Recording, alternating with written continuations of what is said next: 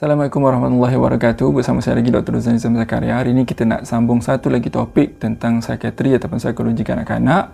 Secara fokus kita nak bincang tentang kanak-kanak berkeperluan khas yang ada masalah perkembangan neurodevelopmental. Topik apa yang saya nak bincang hari ini? Saya nak cerita tentang satu borang ni. Mungkin ada ibu ayah yang familiar, mungkin ada ibu ayah yang tak familiar. So borang ini adalah antara borang yang selalu jadi dilema mak ayah bila kita berbincang di klinik. Okey, so borang ni borang apa? Kalau yang tak nampak, borang ni adalah borang pendaftaran orang kurang upaya. So jurisdiction borang ini adalah di bawah Jabatan Kebajikan Masyarakat.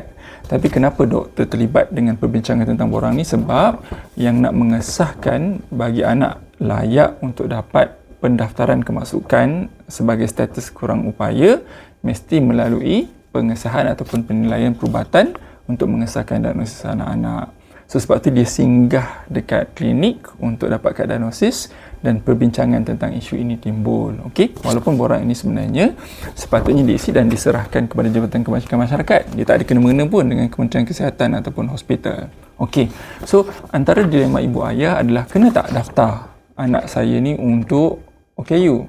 So bila datang klinik, doktor dah sahkan anak ada autism ataupun ADHD ataupun intellectual disability. So kena tak isi borang OKU ini? Okey, mungkin ada yang terbuka nak sign, tak ada masalah.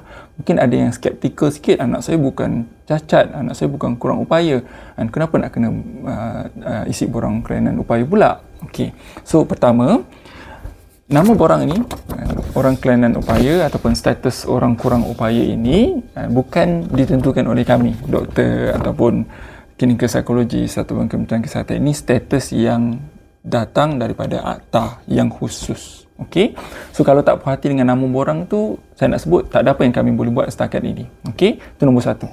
Nombor dua, kenapa kita perlu daftarkan anak sebagai orang kurang upaya ataupun OKU dalam konteks kerajaan Malaysia ni? Dia ada dua sebab yang utama yang kita kena faham. Yang pertama, sebab yang paling besar sebenarnya adalah kalau kita tidak daftarkan anak yang ada masalah perkembangan dalam sistem pendaftaran sebegini, maka kerajaan tidak ada satu sistem untuk capture numbers ataupun data individu-individu yang memerlukan bantuan daripada kerajaan. Saya ambil satu contoh mudah yang selalu cerita dekat parents lah. Kalau ada satu negeri itu, semua ibu bapa yang ada anak autism, ADHD, intellectual disability decide tak nak daftarkan anak mereka dengan status OKU. Sebab mereka rasa apa-apa je lah, kan? Pendapat mereka tak nak daftarkan. Maka pada pandangan kerajaan, di negeri tersebut ada kosong orang yang ada autism, ADHD dan intellectual disability. Jadi bila kita nak plan out servis perkhidmatan, kita nak minta doktor bahagian psikiatri kanak-kanak, terapi pertuturan, kita nak minta occupational therapist, kita nak buka sekolah yang ada pendidikan khas, kita nak minta PDK, dan kita nak buka NASOM, kita nak buka perkhidmatan untuk diberi kepada kanak-kanak kurang upaya, tak dapatlah. Sebab data itu tidak di-capture. So, sistem yang dibuat ini nombor satu sebenarnya penting supaya kita dapat tahu, kita dapat gambaran berapa ramai sebenarnya di Malaysia ini yang memerlukan perkhidmatan ini. Nombor dua, bila kanak-kanak itu dia berkeperluan khas, sebab dia ada autism, ADHD, dia ada masalah perkembangan, sudah tentu keperluan dia lebih daripada anak-anak yang lain. So, ada benda yang dia kena special sikit. Anak-anak istimewa kan? Contohnya, dia tak boleh kelas sama macam orang lain. Dia tak boleh sistem pembelajaran yang sama. Dia tak boleh, maksudnya ada certain modification yang kita perlu buat. Ada keistimewaan yang dia je layak disebabkan keadaan yang dia ada itu. Tetapi kalau kita tidak ada satu sistem yang membolehkan kita menentukan siapa yang layak, siapa yang tidak layak untuk dapat keistimewaan ini, maka susahlah.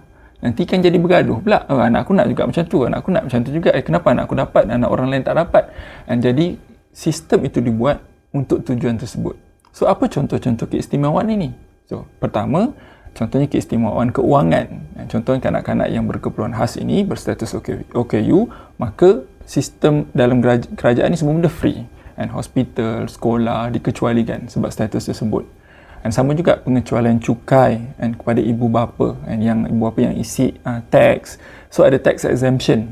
And so tak bolehlah kita claim anak kita ada masalah kita nak that tax exemption tapi kita tak ada black and white proof untuk support that. Jadi kerajaan kena buat sistem. So that's how sistem pendaftaran OKU ini datang. Okey, itu yang kedua. Yang ketiga, tujuan utama juga adalah untuk persekolahan. So kalau sistem Malaysia ni dia ada dua kategori utama lah, aliran perdana dan aliran pendidikan khas. Kat tengah-tengah tu kita ada inklusif. Jadi untuk menentukan seorang kanak-kanak tu dia layak berada di sini, di sana, boleh ke tak boleh dia masuk sistem yang special, memerlukan ada satu standardized assessment dan standardized verification. Kementerian Kesihatan, Kementerian Wanita Keluarga, Kementerian Pendidikan mesti ada satu sistem yang sama.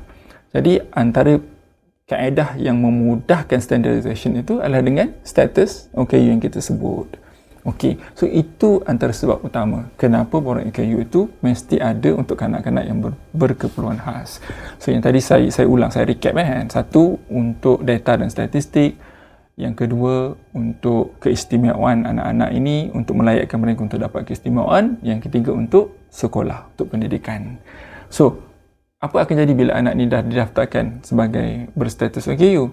Maka, sistem yang akan capture satu saja, iaitu Jabatan Kebajikan Masyarakat. Kecuali bila kita dah start masuk sekolah, Kementerian Pendidikan akan ada capture juga data tersebut. Dan kemudian di hospital, bila kita nak free hospital semua kan, kita kena daftar dekat pendaftaran. Status OKU itu juga akan diregister di Kementerian Kesihatan, di hospital in particular. Selain daripada itu, yang tak terlibat tak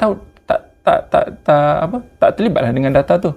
So janganlah sampai fikir jauh sangat, nanti dekat IC ada tulis nanti anak nak dapat kerja tak boleh sebab ada kat OKU. So semua dia tu sebenarnya dia perbincangan yang berbeza. Dia tak masuk dalam discussion tentang status kad OKU ni. So anak still ada surat beranak, anak still ada IC, cuma dia ada satu kad tambahan sahaja. Dan kad tu hanya valuable, hanya berguna bila kita guna kad itu. So, kalau kita tak nak guna, kita sembunyikan, kita sorok, kita simpan bawah katil, maka orang lain pun tak boleh nak capture status anak kita tersebut. Kan? So at the end of the day, memang sistem ini dibuat untuk keperluan dan kebajikan anak-anak yang berkeperluan khas. So itu yang ibu ayah kena faham. So kalau ada soalan boleh tanya kat ruangan komen, nanti saya akan jawab lagi insya-Allah. So harap membantu.